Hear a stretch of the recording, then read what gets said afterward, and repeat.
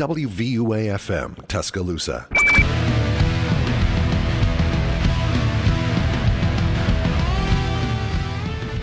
Hey everybody, welcome back to the student section. My name is Tanner Thompson, along with my co-host, Zach Kelleher. How you doing, Zach? Pretty good. Excited to be back. Week 3. Good.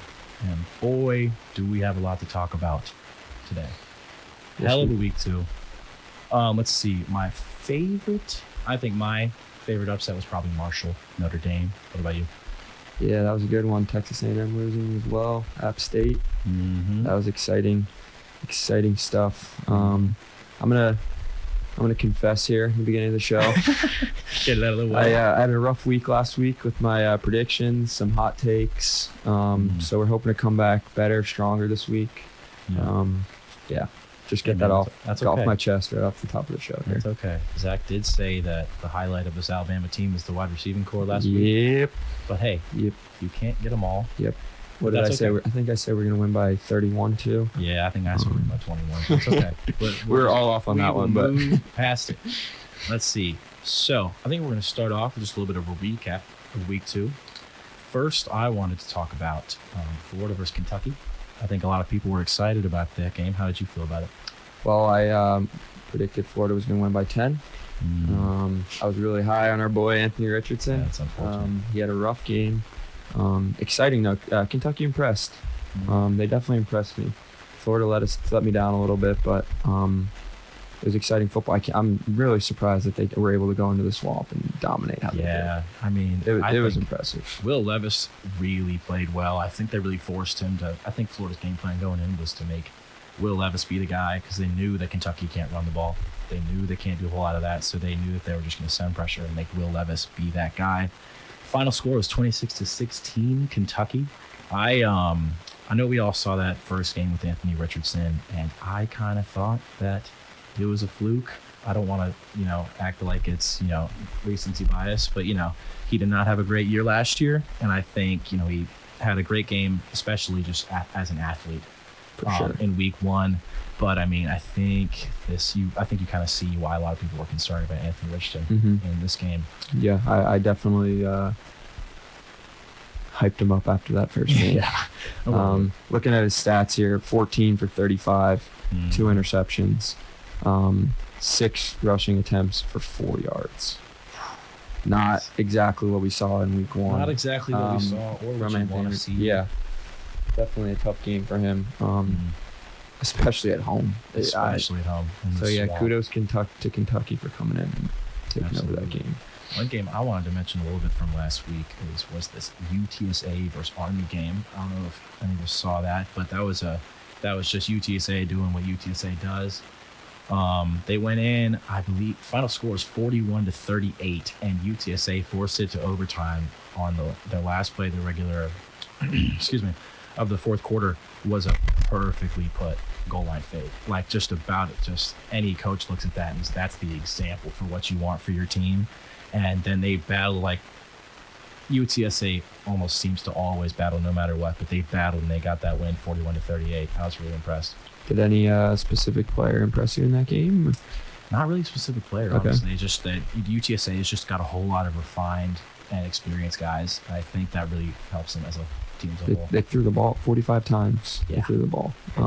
They had a couple wide receivers who had big games. Yeah. I'm looking at it here. Zachary Franklin, 10 receptions, 122 yards, 2 TDs. That's a huge game from that right there. Yeah. So yeah, a rare high scoring game for the Army team there. Yeah, 38. Yeah. So definitely exciting stuff there. Let's see, another game. Of course, we had a bunch of upsets this week, but something that I want to talk about being a Georgia native was the App State versus A&M. I have a lot of friends from home that are big App State fans, and it made my week to see that. Were they at the game any chance? I don't think they were at the game. Long way, but man, yeah. You would kill to be at that game. Yep.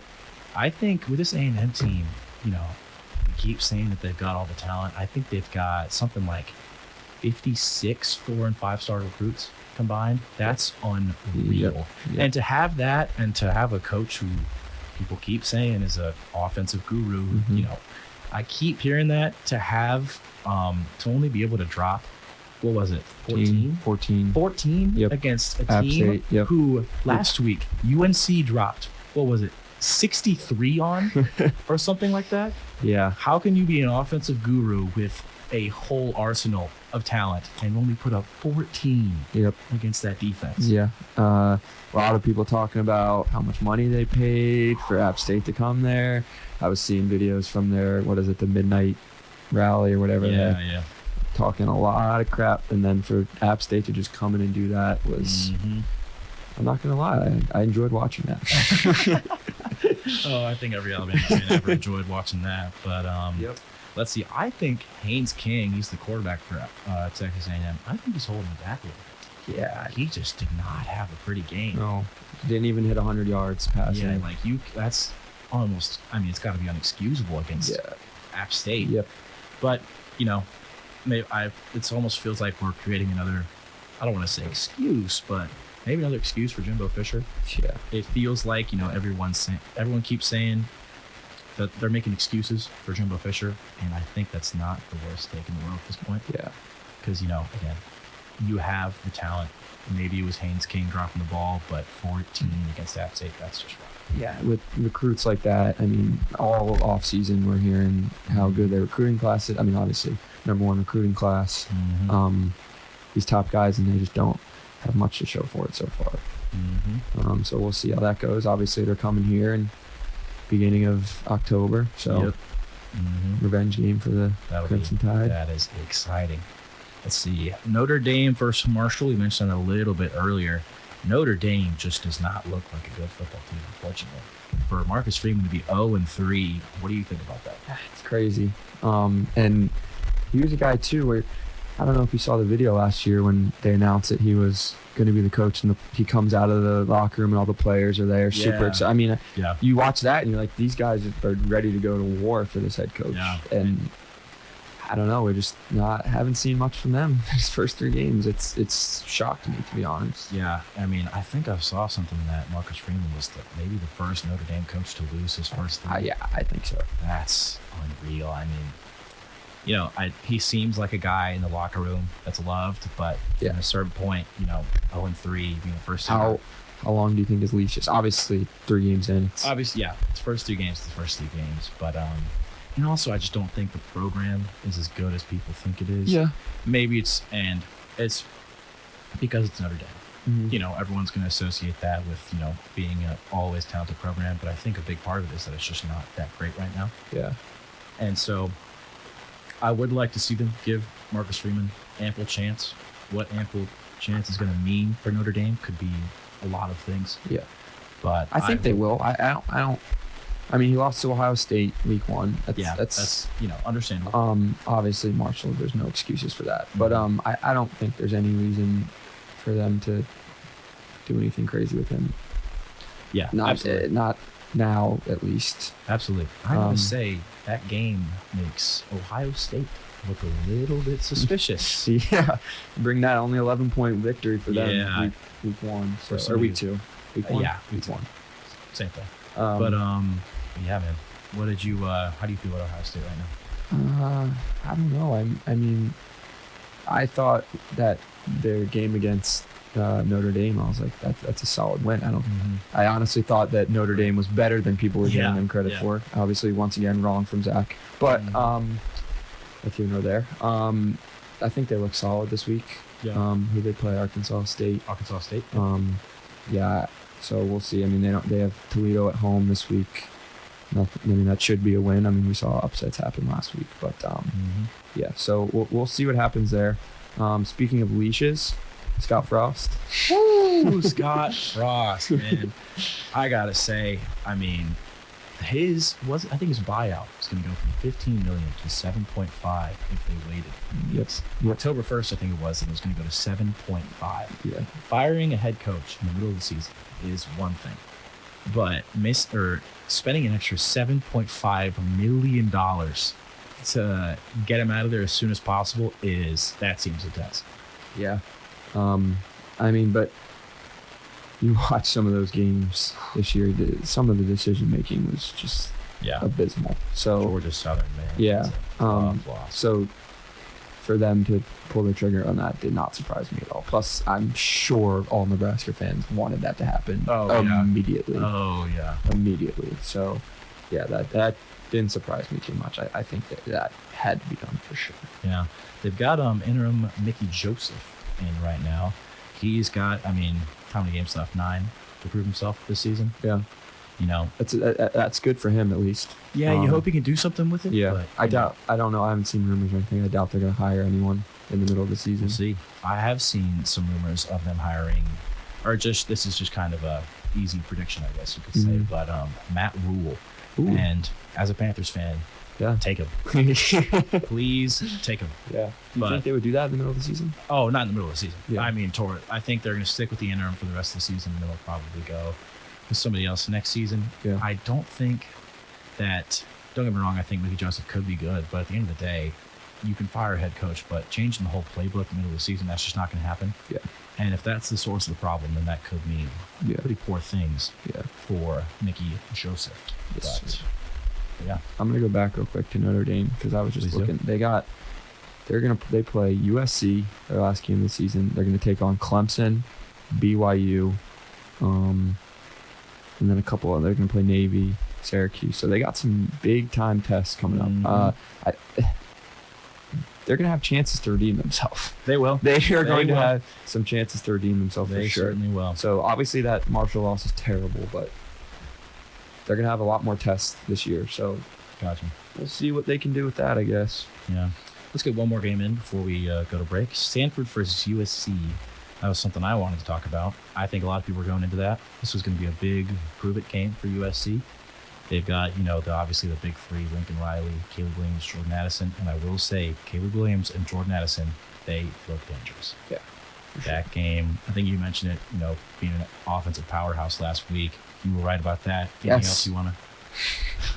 Thanks, I needed that. Sure did get one. Hype me up. Had to get one. That was, it was a great game. I think Stanford, they scored those 2 touchdowns. They scored 2 in the fourth quarter, I think. So it's a little bit closer maybe than. Yeah. But, I think USC looked great. Caleb Williams, solid game. 20 for 27, 341, 4 touchdowns. Yeah. I liked what I saw from USC here. Stanford, not a great team. Not the greatest of programs, but still play against USC. Yeah. Solid so team. I think that was USC was solid. And who do they play next week? Let's see. They are playing this week Washington. They play at Washington. So gotta feel pretty good about that. Oh no, sorry, that's Stanford. I lied. That's Stanford. All right. USC plays Oregon State. At Oregon State. Also gotta feel pretty good about that. Yeah. But yeah. I would worry about that defense a little bit still. Yeah. But sure. Obviously, that offense has the capabilities to win a shootout or two. Yeah. So and I think we talked about that last week too. Yeah, exactly. I would be pretty excited about that. With that, we are going to go to break, and we'll be back to talk about some Bama versus Texas recap. And see you guys in a minute.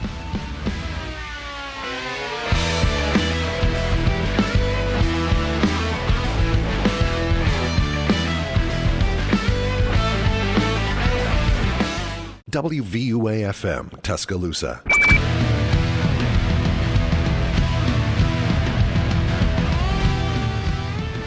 Hey everybody, welcome back to the Capstone once again. In the last segment, we talked a little bit about college football review just kind of as a whole for week 2, as crazy as it was. And now we got to talk about some Alabama football. And boy, do we have a lot to talk about. Zach, do you want to start off? Do you have some general thoughts? A lot to unpack here, obviously. A lot closer than definitely I expected. Quinn Ewers, first quarter, impressed me big time. A lot of people saying, what if he stayed healthy? What would be the outcome of that game? But I don't play that game, so I do not play that game. So, he looked good. Great. Yeah. Our offense could not get much going, which surprised me. Apparently, Tanner knew that the wide receiver core wasn't as good, but I have faith in the squad. Let's not give it too much credit. Definitely good to come out with a win. A win is a win. Win is a win. But yeah, what do you got? I mean, what again? Like you said, Quinn Ewers looked like the truth, man. That guy was good. Yeah. He a lot of times when you have recruits like that, you think that they're kind of like, you think that they're gonna, because you have a guy who's super talented in terms of the arm strength. You know, he can put it anywhere he wants to. You think that those guys, they're gonna be a little too trigger happy. They're gonna go for those big plays and kind of be too aggressive and not take what's given to them. But Quinn Ewers, I would not say that was the case. He had a really good day. Unfortunately, took that injury. Yeah, I was disappointed when that happened, to be honest. It would be fun to see a full Yeah. game of Quinn Ewers. It would have been a not doing really good test. Mhm. I mean, it was a good test. It was but already you know what I mean. plenty good a Yeah, test. you know what I mean. I was disappointed to see him go Yeah. down. Just because how good he was playing. Yeah. It would have been a really exciting. It was an exciting game. It was. I had a I would have great liked. Yeah, me too. I would have liked to see him finish that game, but Yeah. it's sports. Things happen. So Funny thing about watching Alabama football is anytime it's a close game, it feels like a blowout. Especially when you are going up against an unranked team, Yeah. which I will say Texas did not play like an unranked team. not at all. That team played good. Those running backs, man, oh my gosh, the Yeah. amount of guys they made miss. Yep. I think there's 15, maybe 13 missed tackles Not good. from Alabama linebackers. Okay. And, you know, part of that makes you want to say the linebackers have got to be better. Or, you know, obviously there's some extent of talent in the running back room over at Texas, but I think that many missed tackles when you have the talented front seven that we do, kind of inexcusable. You Yeah. got to be able to make those. For sure. Also, I mean, it's through 2 games. We don't have a turnover yet. We don't have a forced You don't have a turnover. turnover yet. A forced I did not turnover. I did not think about that. Which is kind of crazy. Yeah. With the firepower that we have on defense, Mhm. the fact that we haven't a fumble, interception, nothing, Yeah. like, I don't know, it's a little concerning. Yeah. Good for Utah State, man. I did not know that they did Yeah. not have a forced turnover. Yeah. That is impressive. Yeah. I will say, what I saw when I was watching this game, it seemed like we were living in the backfield. Yeah. It seemed like we had guys get to the backfield. And I think, like, if you look on paper for that game, those running backs, they didn't have huge games yardage-wise, but I think the difference maker was every time they got hit behind the line of scrimmage and then took it for 5 or 6 yards, that was what made them have such a good game to the eye. Yeah. Because it's not like they were hitting these huge explosive runs, but they would get hit behind the line of scrimmage and they would just keep going. Yeah. And, you know, being a Bama fan watching that game, it just hurts more. And every time you see somebody get into the backfield, especially Jalen Moody. Jalen Moody got in the backfield a lot, Yeah. but he just could not make the tackle sometimes, Yeah. which, you know, off weeks are off weeks, but that one was pretty tough to watch. Yeah. So how long is Quinn Ewers out? 5 weeks? 5, 6 weeks? 5, 6 weeks, I probably think that's what something they said. This could be a bold take by me, but if Quinn Ewers stays healthy, is Texas a top 15 team? I'll be honest with you, they sure did look like a top 15 team. Just in terms of, I know we talked about last week on how talented our receivers look against Utah State. I know it's Utah State, it's Texas, two very different things. But but to lock those guys up the way that Texas did, I mean, to make our top 3 receivers almost a non-factor for the game. Yep. I think anybody watching that game, they see Bryce Young take a snap. Of course, we line up and gun every play. I don't think I remember the last time Bryce Young was under center. But we get the ball every play. Honestly, I think our offensive line didn't do a terrible job. Yeah, no. They held it down, but the receivers could not get open to save their lives. And that was why you see Bryce Young take the ball, drop back, have probably 5 seconds of time in the pocket, and still have to get out of there and make something happen. Yep. I think that was the biggest factor in the game to make Texas look as good as they did. And so for that reason, you know, they're still going up against SEC talent, and they locked it up. You could make that argument for them being a top 15 team. Yeah. No, I don't know. We'll see what happens because Ewers is hurt. So, but everything looks solid for them. I want to ask, what do you think about the non-safety, intentional grounding? That was one of the weirder calls. It felt like at the end, like it was just some weird compromise. Yeah. You know what I mean? That's a good way to put it. It wasn't a safety. Yeah. It wasn't a roughing the passer. And it certainly wasn't targeted. Yeah. So it felt like the refs, even though roughing the passer is technically not reviewable, I think it may have been some kind of weird combination of like, because it was called a roughing the passer with targeting on the field, they're able to review that roughing the passer because it's with targeting. Then they see that it's not a roughing the passer, and then I guess. But usually, if you're reviewing for one thing, you can't. That's what I'm saying. Yeah. Which is why, because roughing the passer was called on the field, it doesn't make any sense that they just called it a completion. Yeah. Which is what it was when you look at the replay. It was an incompletion. A lot of people may argue that it was an intentional grounding. Yeah. But who was it? I think Jace McClellan was within that. I think he was within range. Right, it was him. And I'm also pretty certain Bryce Young was out of the pocket. Yeah. I could be wrong. Yeah. Very weird play, though. Such a very weird play. And the penalties overall for Alabama, obviously, that was the factor for why this game went the way it did. I mean, to have, what was it, 15? Or maybe not 15, like 13, 14, something in that range of penalties for that game. Oh, yeah. Oh, that was unbelievable to watch. Even, what did Will Anderson have, 4 penalties? I think he had 4 penalties. That's crazy. Back off sides calls? Yeah. How does that happen? I don't know. I mean, they talked about how loud it was. Yeah. And I get that, but man, back-to-back offsides. Yeah. Tough. Yeah, that's not. I mean, there's really no excuse. Yeah, there's generally no excuse. Obviously, it's not easy playing in that stadium. It is a loud stadium. Texas fans are going to be Texas fans, but it's no matter what, those penalties are inexcusable. Yeah. Especially from the defense. The PI calls were bad. Yep. I think Kool-Aid may have back-to-back PIs. Like, you can't have that from your star corner. I thought one of them was questionable. One of them was questionable, but nonetheless, they were. Nonetheless, it wasn't just those two. Yeah. There was some rough PI calls, which is a big thing last season, I think, was why I thought we were struggling against certain teams when we shouldn't have, was you would get these deep balls or these, go routes on the outside. Kool-Aid's there to defend them, or whoever it may be, Brian Branch, etc. And then they just sling it up there, and there was a PI called, and they gained, spot foul in college, so they gained, or it's 15 yards. 15 yards. 15 yards. So then they, it's just a free gain of 15 yards. It felt like that was rampant last year. Yeah. And it kind of showed up again today, which is a little bit concerning. But at the same time, there's some talented receivers on that team. Not the biggest deal in the world, obviously. I'm sure that next practice was something out of a movie. Yep. But you can only think they're going to improve. It's one of those games that when you're a number one team, feels like you needed. You know what I mean? Yeah, for sure. And I got 2 guys that I want to touch on. Will Reichert, stud. Absolutely. Stud.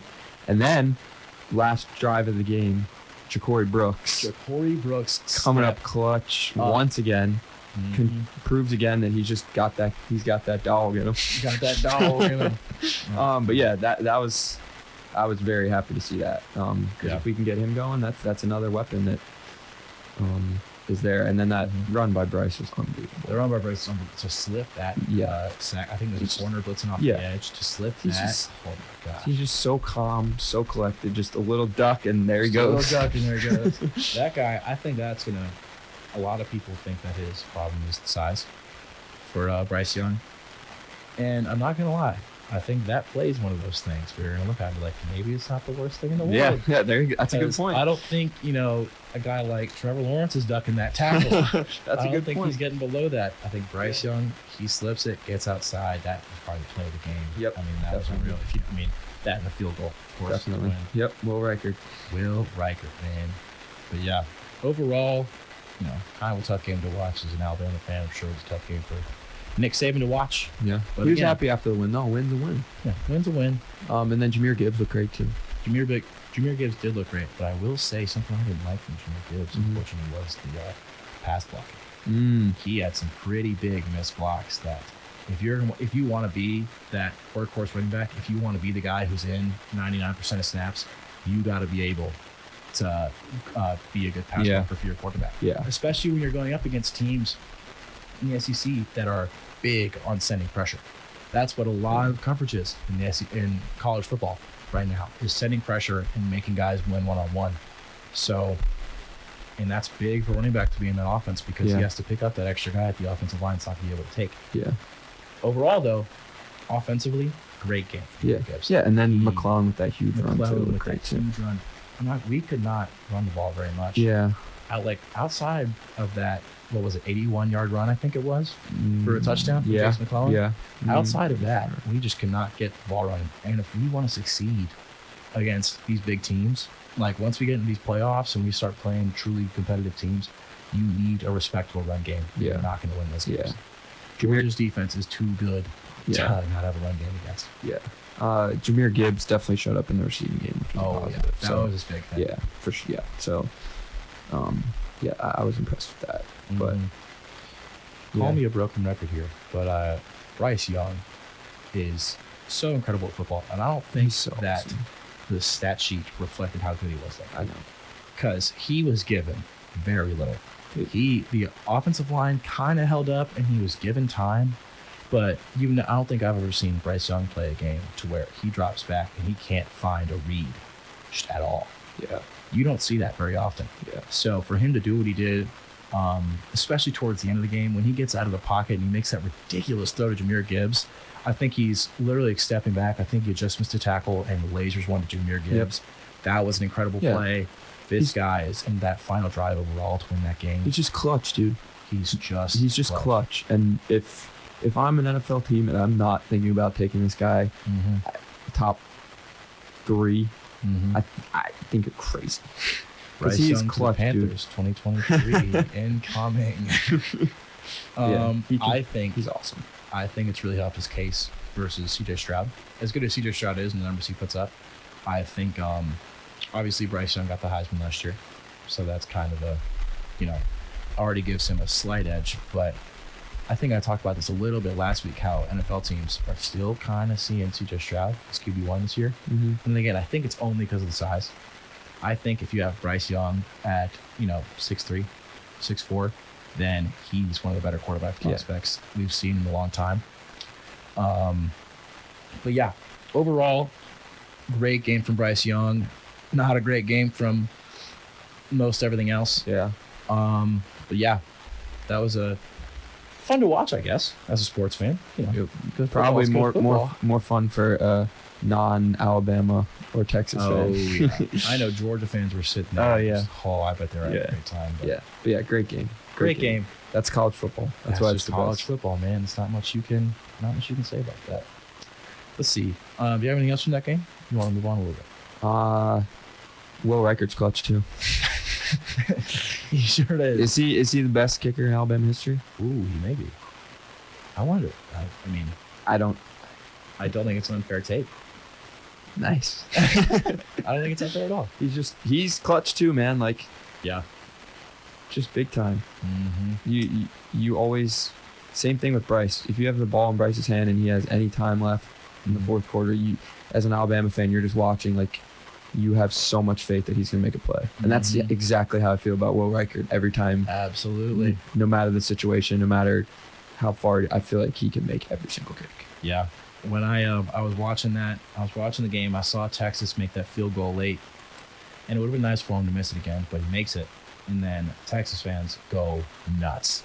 And I think I saw a video of a guy chugging a beer out of a shoe. Oh, yeah, that was College Game Day. Yeah, that is just that's wow, what a transition from Tanner there.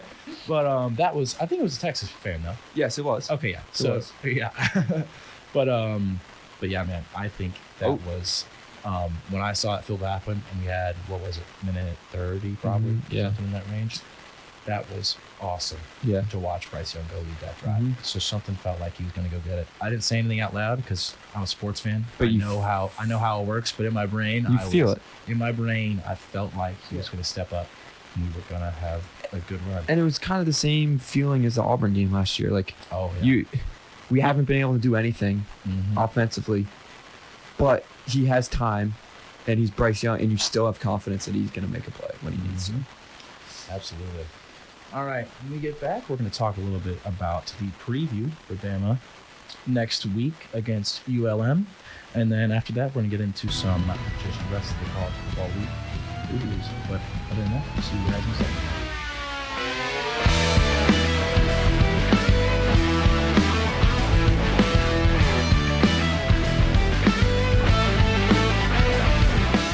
WVUA FM, Tuscaloosa.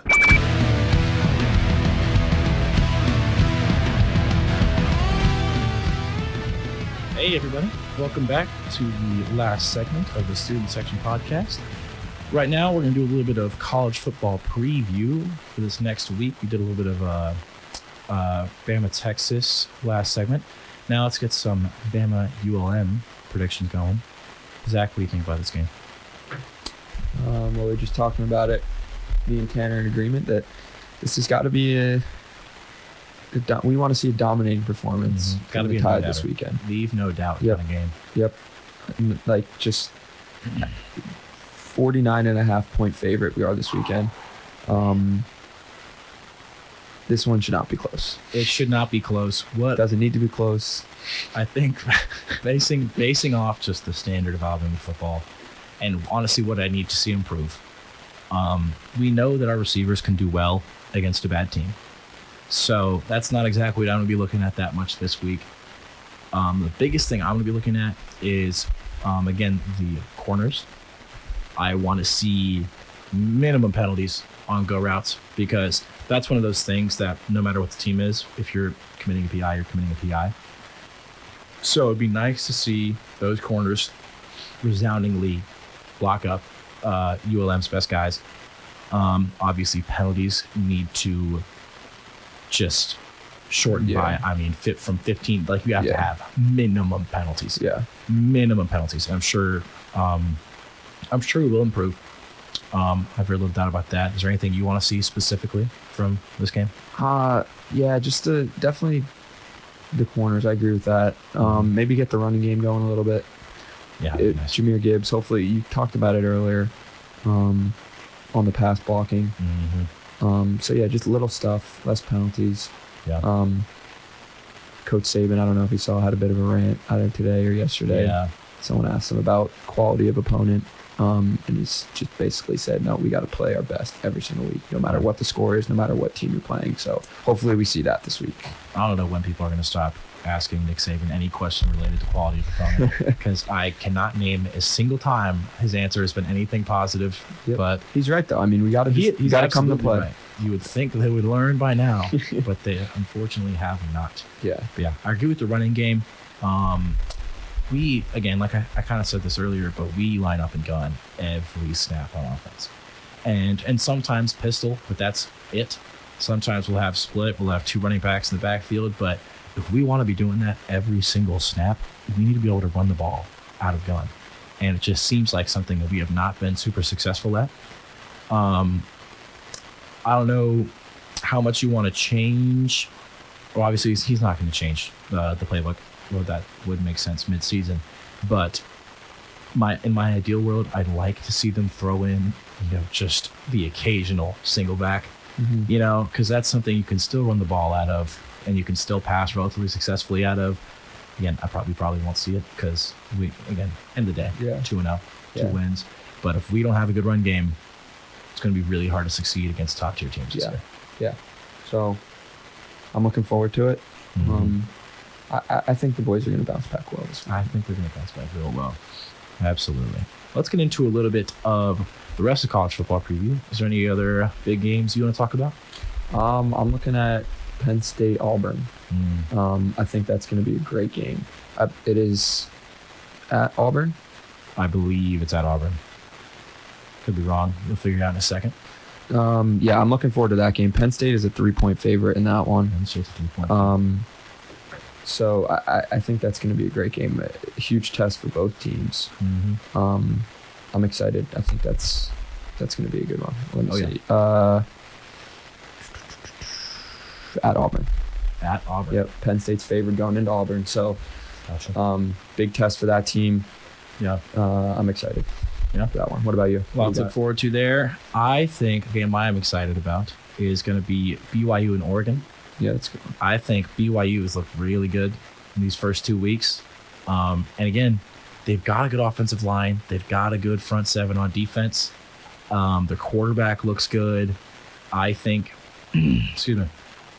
I think if they can beat Oregon here, it's going to speak a lot for their program, especially this year, because they're a 12 seed right now, I believe. And if they want to be, if they can beat Oregon, and I think they've got a few other good matchups like like Arkansas later on, then that can actually be a playoff team. Yeah, which would be fun to watch. Obviously, Oregon has not had a good start to the season, unfortunately.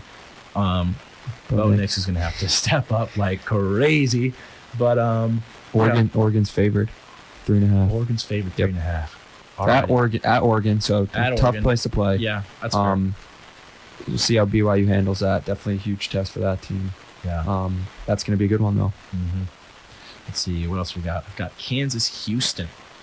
That's what I'm excited about. I like that. It's a dark horse one. Yeah, a little one that could go either way. I really like Kansas just as a team.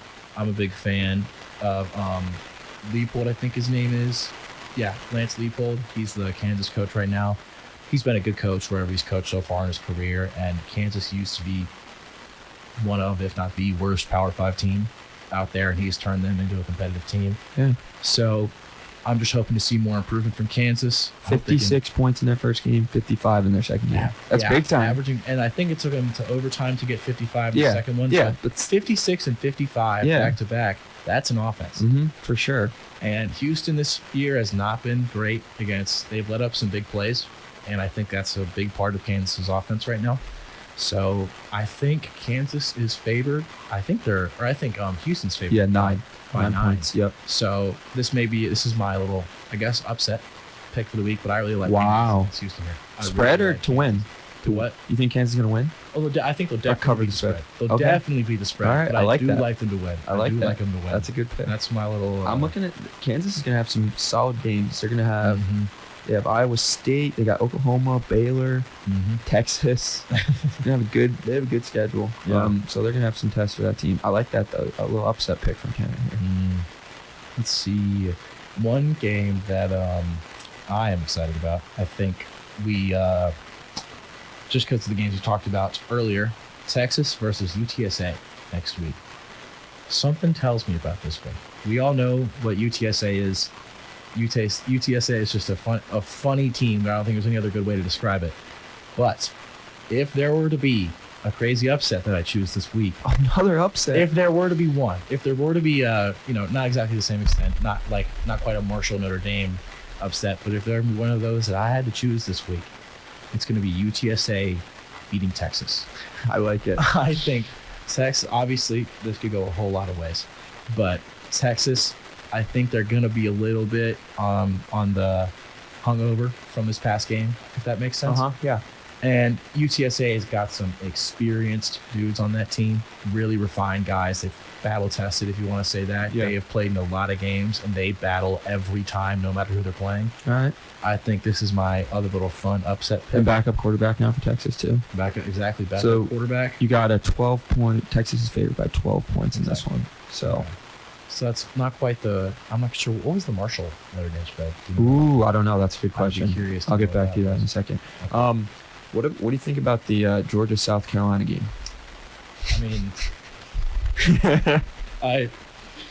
what I think is that there's not a whole lot to think about. You don't think it's Spencer Rattler season?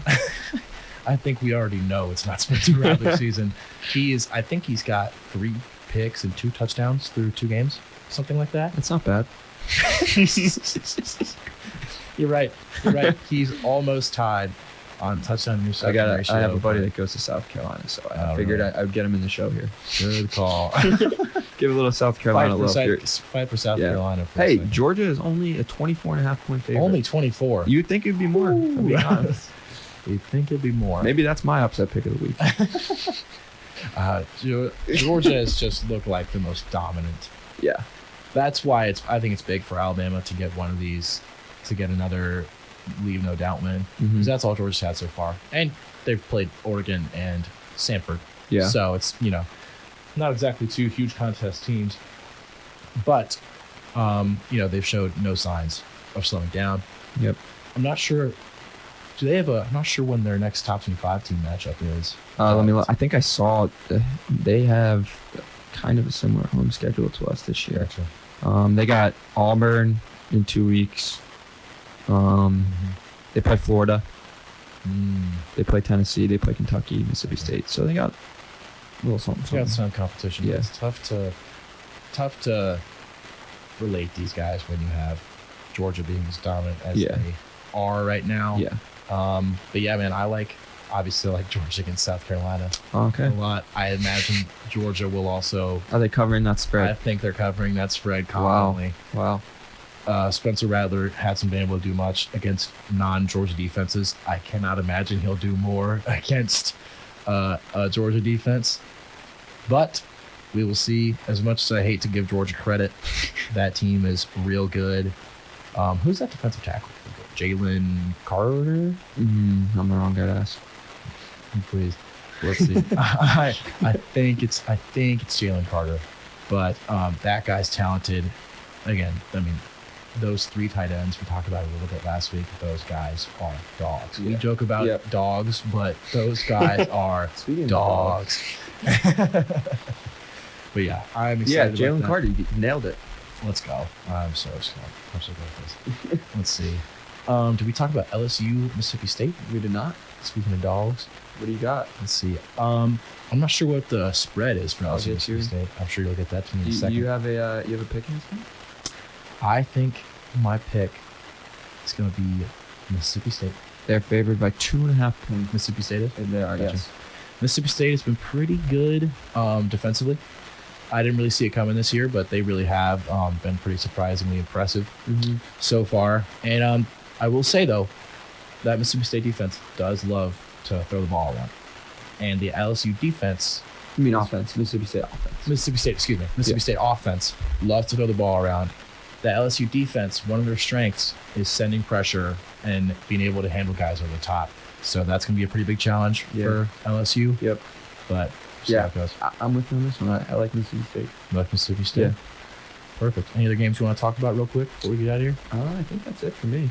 That's it for It you. should be another exciting week of college football. I'm Another excited. exciting week of college football. Now we just have to wait to see how wrong we are next week. Yes, it's my favorite. Maybe Zach will confess at the beginning of the next one as well. No, I'm differently this week. Different you this week. Keep an eye out for South Carolina. New Zach incoming. Watch out. Alrighty. This has been the student section. My name is Tanner Thompson. I'm Zach. Zach Kelleher. Got it right again. Yes, sir. Thanks for listening. Thanks for listening. You guys have a good night.